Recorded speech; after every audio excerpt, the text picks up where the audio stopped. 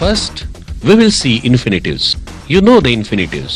To go, to do, to run, to write, to jump, to sit, to walk, to talk, to read, to play, to sleep, and etc. Many infinitives are there. आपण universal ट्रूथचं उदाहरण पाहणार आहोत. पृथ्वी गोल आहे. The earth is round. कुठेही गेलात तरी पृथ्वी गोल आहे.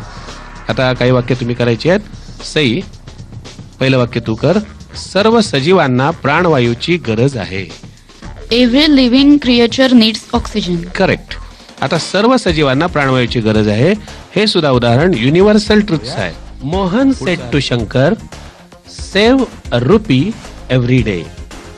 आता या ठिकाणी मोहननं शंकरला सल्ला दिलाय, ऍडव्हाइस दिलाय. म्हणून Mohan advised Shankar to save a rupee every day. ज्यावेळेला रिक्वेस्ट असेल तेव्हा रिक्वेस्टेड, ज्यावेळेला ऍडव्हाइस असेल तेव्हा ऍडव्हाइस्ड. ऍडव्हाइस्ड मध्ये एक धोका आहे.